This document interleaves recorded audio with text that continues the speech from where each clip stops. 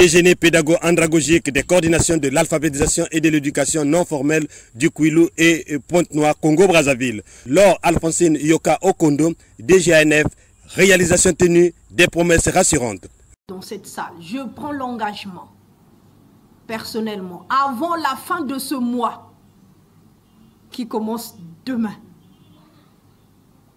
Parce que nous sommes au 30 avril aujourd'hui. Donc avant le 31 mai, le département du Kouilou va recevoir un ordinateur et une imprimante.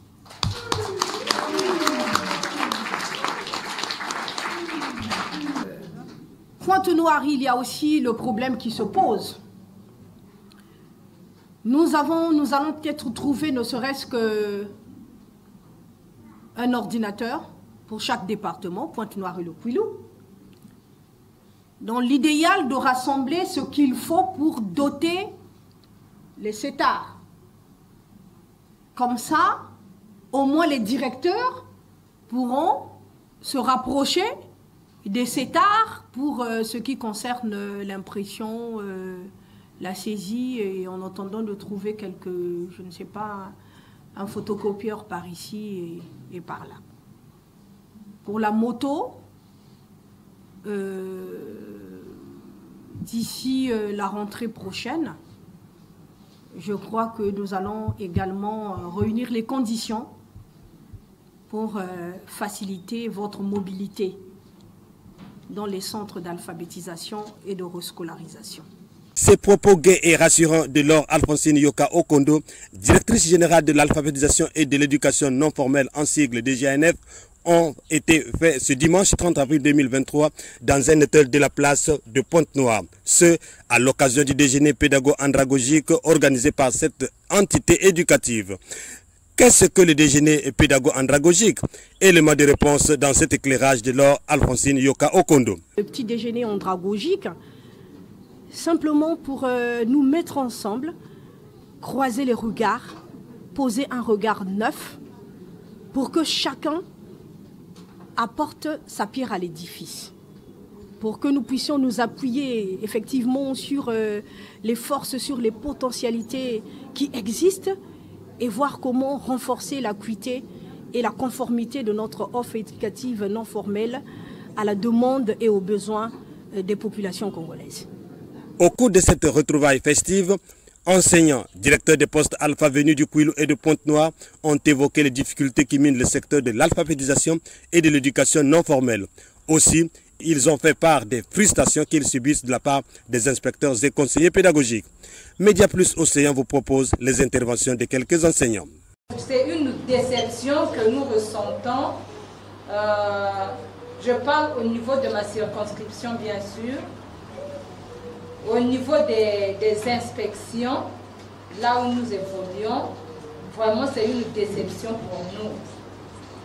Pourquoi je le dis? Parce que nous avons remarqué que nous ne sommes pas insérés ou considérés dans les inspections, nous, alphabétisation. Nous sommes rejetés. Il y a le manque de considération. Pourquoi? Parce que lorsque nous sommes dans des inspections, telles que moi, là où j'évolue, mon inspectrice à moi, devant, ça c'est, je m'étais même rapprochée pendant la formation qui a eu lieu à peine, je m'étais rapprochée du délégué de la DDEPSA et du délégué de l'INRA qui était avec nous. J'avais émis mon inquiétude et ma déception.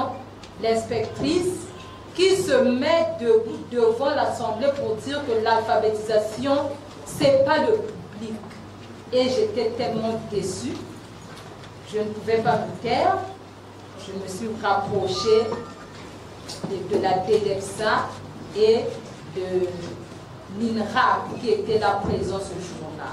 Donc ça, c'est d'abord une déception pour nous parce que si l'alphabétisation n'est pas le public, je ne sais pas dans quel secteur on va nous mettre.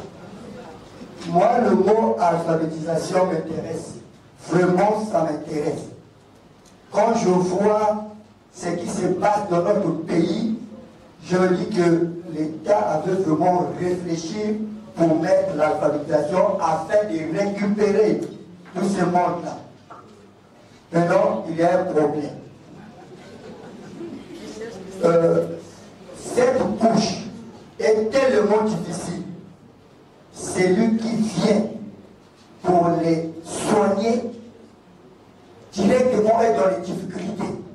Premièrement, c'est ces enfants-là qui viennent avec leurs difficultés. Parce que c'est donc d'abord des enfants qui sont désorientés, c'est des enfants qui n'ont jamais été à l'école, ça veut dire en face de l'enseignant, c'est difficile. Vous êtes là, l'enfant arrive, après le cours vient, monsieur, depuis la là, monsieur Souloumou ne dit pas. Mais tu regardes toi-même, tu n'as rien. Pourquoi? Parce que tu es venu fort. Tu n'as rien. Mais l'enfant te demande, Souloumou ne dit pas. C'est aussi notre droit. C'est aussi notre droit. Parce que nous savons que ces enfants-là sont purement devenus comme nous sommes purement bénévoles.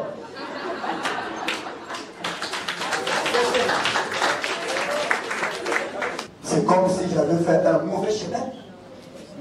Et le problème était en fait de les encadrer parce que je ne veux pas que cette couche soit perdue. Mais je me perds moi-même. Ça me fait 12 ans que je suis au poste alpha. Il est arrivé un moment où j'ai enseigné tout.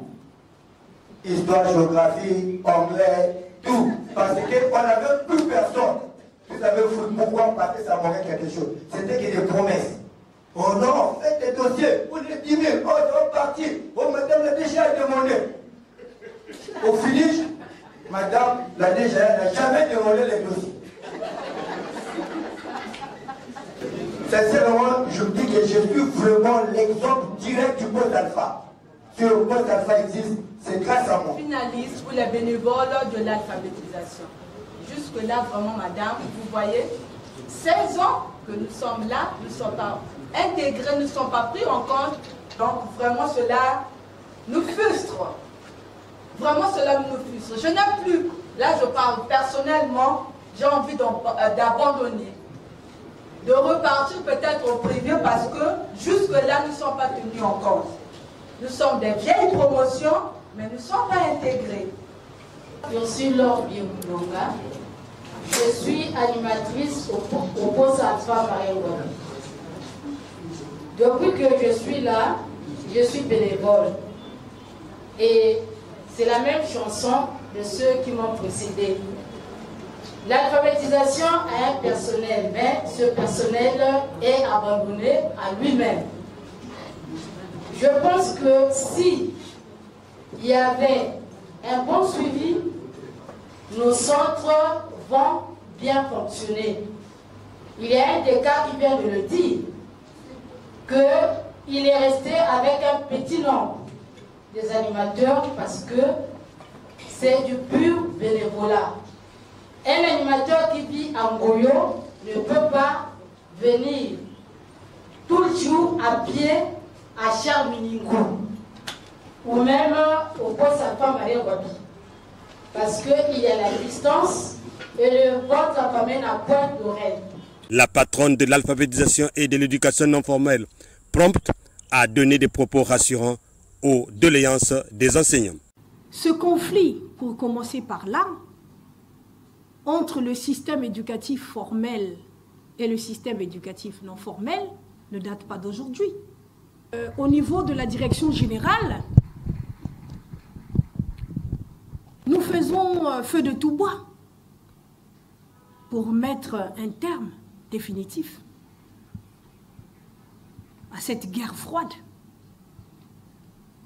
Nous nous battons. Chaque fois qu'il y a une activité, parfois, les collaborateurs de la direction générale de l'alphabétisation et de l'éducation non formelle ne sont pas pris en compte. Je suis ravie de savoir que, déjà d'avoir avec moi les DEDEPSA, qui sont les patrons du territoire en matière, on va dire, de l'éducation préscolaire, d'abord, primaire, secondaire et de l'alphabétisation. Notre ministre Jean-Luc Montou, il est ministre de l'enseignement préscolaire, primaire, secondaire et de l'alphabétisation. Maintenant, dans la compréhension, vous savez, chaque collaborateur veut avoir le gros morceau. Et ça, c'est même dans nos familles. C'est à vous, chers collaborateurs, de vous imposer. Remontez des fiches auprès de la DDEPSA, auprès de la coordination. Quand vous êtes choqué par un événement, par une situation, quand vous avez des suggestions, même s'il n'y a pas de boîte aux lettres, mais je sais bien qu'il y a quand même un service du secrétariat pour recevoir nos doléances. Le quota d'intégration, là aussi, le problème ne nous échappe pas. Mes collaborateurs directs sont là, les directeurs centraux. Nous faisons du bruit. Un animateur nous a fait savoir que bon, qu'il était question de déposer les dossiers. Après, il s'interroge, est-ce que c'est madame la DGNF qui avait demandé ou non? J'ai dit que c'est bel et bien moi.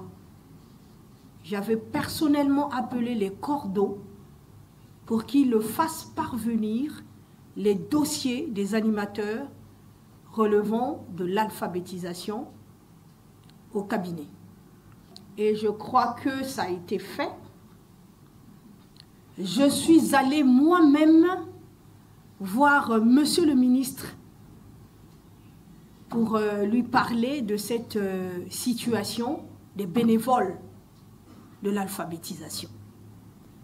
Pour être honnête avec vous, monsieur le ministre m'avait fait savoir que bon, le quota, bon, ils avaient pu regarder, mais l'alphabétisation n'était pas prise en compte.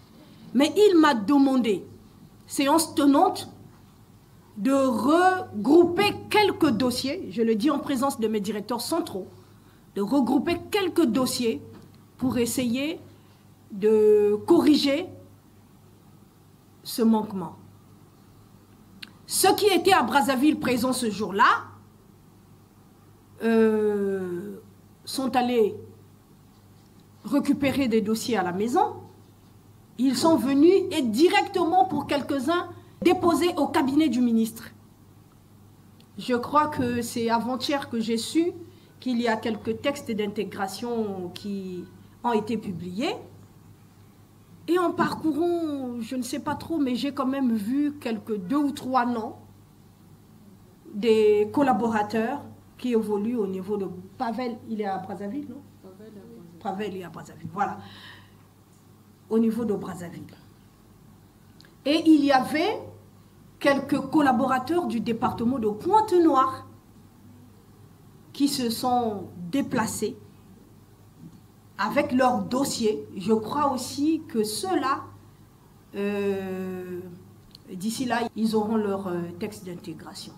De tous les bénévoles des 12 départements du pays, je crois avoir une copie, madame la directrice, moi-même déposée sur la table du ministre. Maintenant, madame la DDEPSA l'a dit, le quota est faible. Mais ce que nous essayons de gagner là-dessus, c'est ne serait-ce que un quota fixé pour l'alphabétisation, que nous pouvons contrôler. Parce que nous savons que si nous avons 100 places, on peut faire la répartition par département. Chaque département, par rapport à la taille, on peut affecter un petit quota. Donc, soyez rassurés que nous connaissons vos peines, cette situation endémique, le manque de structure. C'est difficile de partager un bureau en tant que directeur quand même avec un chef de service d'ailleurs. Il est chef de service, vous êtes directeur, vous êtes obligé de partager un même bureau parce que bon, il vous manque de structure propre à vous. Et là aussi, Je vais vous dire quelque chose. Quand j'arrive au cabinet, quand le ministre me voit arriver, il dit « Oh, madame la DG, il y a quoi encore ?»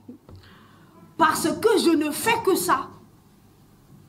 Je ne fais que de fiches. Je ne fais que parler.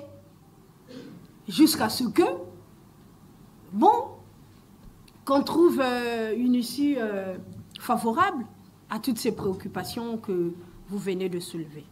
Par ailleurs, Fidel Furga et Patterson Nangamifuna, respectivement coordonnateurs ANF Pointe-Noire et Kouilou, ont fait la présentation de leurs structures respectives.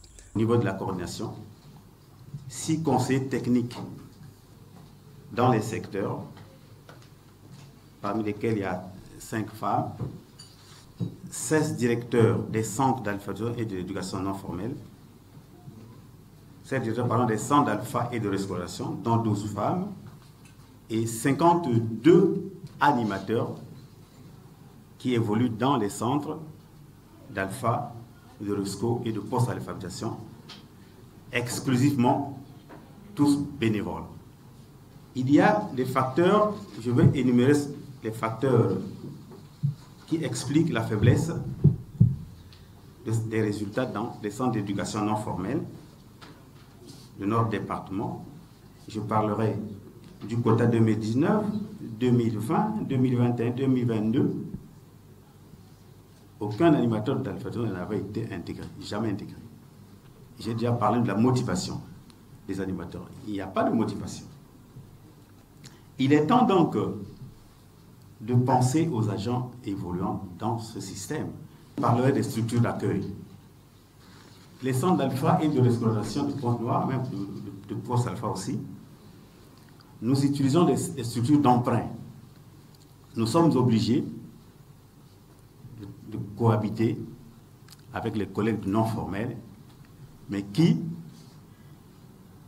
on ne le dira pas assez, ne nous laissent pas le temps d'évoluer comme il se doit, parce que souvent, c'est un mouvement. On vous donne une salle aujourd'hui, ici, et demain, on dit, vous n'êtes plus là, parce que certainement on est comme locataire.